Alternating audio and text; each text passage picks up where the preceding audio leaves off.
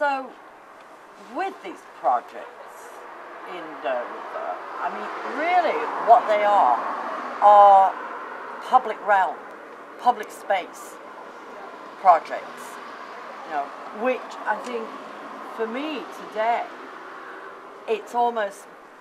it's reinforced that idea, you know, and seeing the Jawbreaker image throughout the town. Yeah. You know, it's not a gallery piece, it's related to advertising very much, and definitely giving an image to the people of Dover rather than just documenting something that's here in any case. Yeah, from the beginning, I think my approach was, you know, what is it sincere enough to photograph something people in their daily life they're experiencing this reality anyway.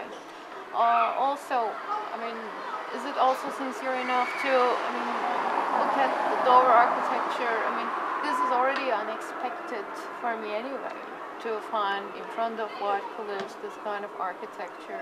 I mean, if you don't Google here before and just you arrived here, let's say, it's quite surprising. So, well, I think in general artists, I mean, I can only talk about myself from my private, well, professional point of view. When I enter to a city, it is like till you find your reflection. Sometimes it's very fast. It might be any work that you are kind of dealing in the studio, or a kind of work 10 years ago you have finished. It can come back to you. It depends. Let's say Jawbreaker. It became a film at the end. Yes. And now it is shown in major museums in Europe. But till you find that reflection in a city. And this was the place, Dover was the place to find that reflection. Yes. I mean, some might call, oh, it's in the middle of the nowhere, maybe there is no institute there. This doesn't mean we had institutes that places are kind of inspiration for the artists. Well, that's very true also. Yes. So, as you say, until you find your reflection, I mean, in a sense, you have taken the framework for both the film and for the signboard image directly from sort of the day-to-day community life of Dover that you captured at that time. That also, and the community life, let's say, it is in the collective British mind, Jawbreaker, as gobstopper. Yes. And this wasn't something they didn't know, but this is something I didn't know before. And it is not like that I have lots of works that I have been working with Swedes. It was like as a form. I'm interested in most of these objects as a form and how people perceive and perform these objects. Because, you know, there are ways of eating things. And I was kind of surprised about it. That was the point. But if you're going to be back to reality, the beginning of this project, it was a signboard project, and you have to come up with one image. And I was really from the beginning thinking very different kinds of things for this location, because it is in the city center.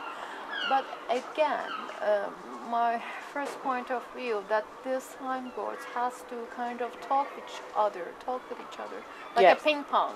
Exactly. And I end up again with a ping pong, because from 100 meters, let's say, I don't know what you say in Britain. Yes, well, 100 yards, meters is fine, I understand that. Yes. And when you are having this panoramic view of this white thing, people don't expect. And then when you come closer to it, come on, it's globe actually. Exactly, so it draws you in. Yeah, also every place where we make, I don't believe in the centers of art. I mean, there is no center. When they always say, you know, New York, London, or Berlin, LA. Yeah. These are cities like you. It's very, I think, good that you go and study there. Yeah. And then, because I think if you're an art student, or even for me now, studying Victoria and Albert or British Museum, because I forget them. You forget these museums. You do. And then when you come back to them, oh my God, I really see this before. Yeah. Where have I seen it? So these are like inspirational like if you have electric plug inside of you when you arrive to Heathrow, like you don't want to miss it. You really want to go to that trade show. You really want to go and see it. You don't even have time for a decent lunch. You just want to see and see. You can't even sleep because you see a lot.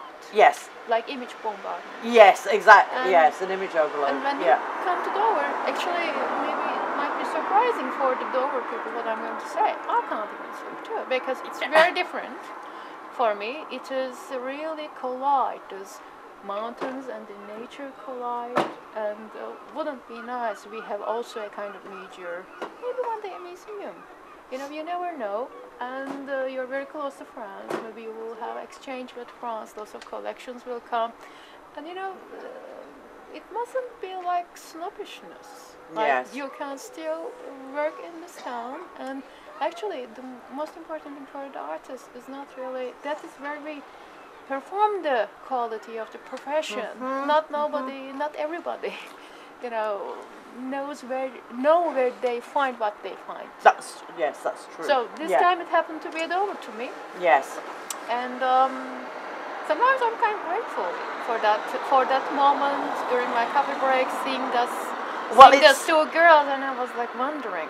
That's and very surprising because it wasn't an encounter with any of the project we taught. No, it wasn't. So and it resulted in a whole different way of working for you. For me also. Yes.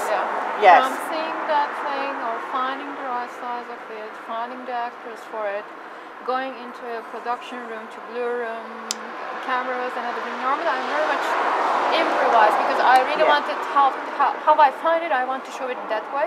Yes. But this time, when you deal with the memory, you really want to give an open work to the public. Yes. So that was the major thing for me to experience that with that work.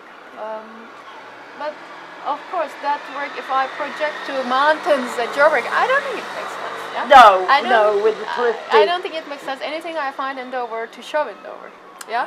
Exactly. Yes. That's why the Jawbreaker images in the posters have been put mouth size. Mouth size. Because the first time I saw mouth level. Yeah. Yes. And also the size, the 6 centimeter, that one. Because that was the first time I saw this, like love at first sight. You want to remember it that way. Exactly. With people or without people, it's a technique. I erase the environment and I make the jawbreaker as it is, kind of, again. But also as an object, this sculptural effect of the it's a very minimal object. Very minimal objects. I think it's not good to use them as postcard size because as a format they are wrong for postcard size. They are vertical images. Yes. So even for the, as you know, I have already worked for a kind of, if I have a kind of place in Dover to show Jawbreaker, what kind of advertisement I do, but then also it is also wrong for the aesthetics, traditional aesthetic of this painting. Before for the premieres they paint in Germany, in some cinemas still they make the painting. Oh really? Of the stills and put it. Oh, and outside of the cinema. Yeah, outside of the cinema. That's interesting. Almost like Bollywood. Yes, almost like Bollywood, and it's still interesting to see that craft is still happening. A craft. Yeah, it's a craft. Yeah. So, and that would be too loaded. So I thought, how about they know this thing here, and how about just putting it in a white background and to give this sculptural effect. I just want to show how sculptural these things look. And I like that they always use some other kind of advertisement behind it. Yes, exactly. And I was taking documentation, McDonald's 1.4, Vodafone, kind of, it is interesting. Yes, it is, because they are primarily, and when your image comes down in 10 days or so, it will be something advertising the services of the local council. So, just thinking about, how the images change the space and people's relationship to